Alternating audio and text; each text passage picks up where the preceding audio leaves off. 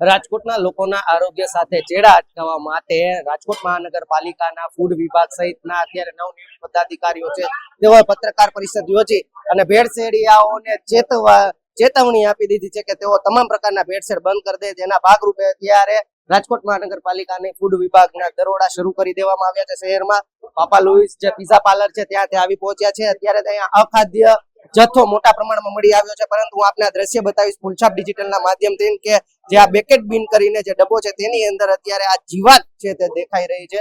જે આ દ્રશ્ય તમે જોઈ શકો છો, અમે આપને બતાવવાનો પ્રયાસ કરી રહી છીએ કે જે હોશે તમે અત્યારે પિઝા પાર્લરમાં આવો છો અને પિઝા આરોગવા માટે તમે જે આતુર રહો છો તેની અંદર વપરાતી જે આઈટમ છે તે અખાદ્ય જથ્થો જે છે એ તમારા પેટ અંદર જતો હોય છે અને તમે જે પેટમાં નાખો છો તેનાથી તમે બીમાર પણ પડો છો.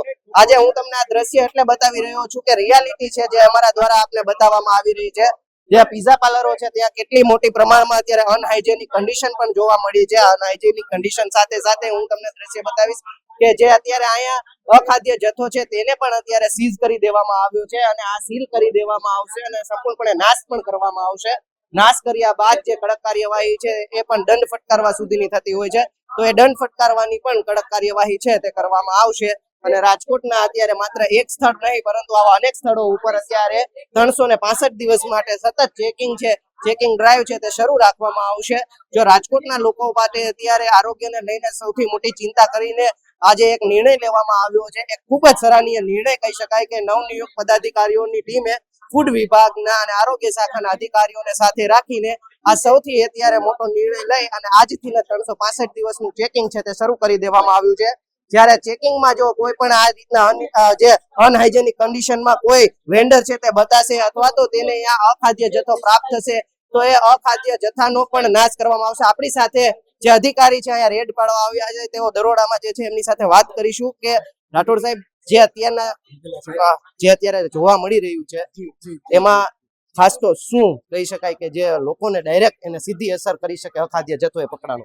ખાસ કરીને નાના બાળકો જે નૂડલ્સ છે, પાસ્તા છે કન્ઝ્યુમ વધારે કરતા હોય છે, પીઝા કન્ઝ્યુમ વધારે કરતા હોય છે, બ્રેડ છે તો બ્રેડની ઉપર કોઈ પણ જાતની મેન્યુફેક્ચર ડેટ અથવા તો યુઝ બાય ડેટ અથવા તો બેચ નંબર આ પ્રકારની ફૂડ સેફ્ટી એન્ડ સ્ટાન્ડર્ડ એક પ્રમાણે કોઈ પણ લેબલની પ્રક્રિયા નથી જોવા મળેલ.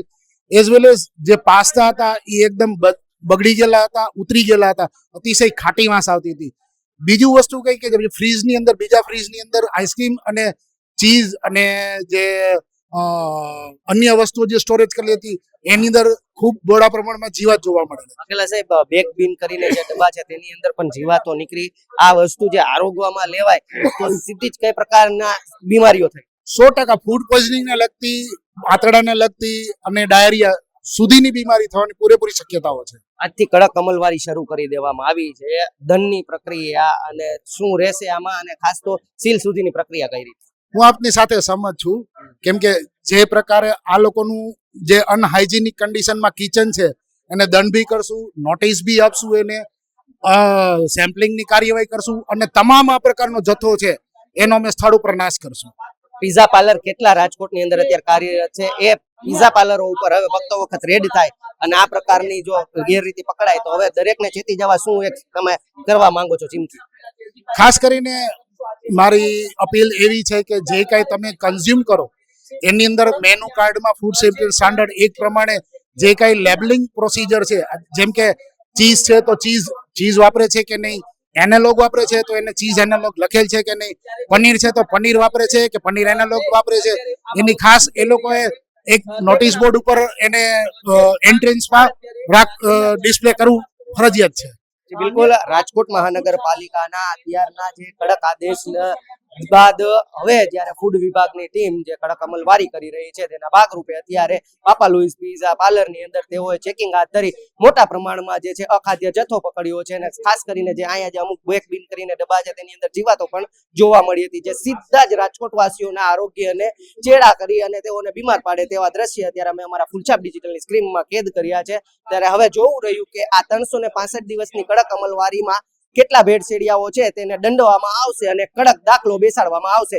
સહયોગી યુવરાજ ચૌહાણ સાથે પ્રતિપાલ સિજાલા, ફૂલછાપ ડિજિટલ, રાજકોટ.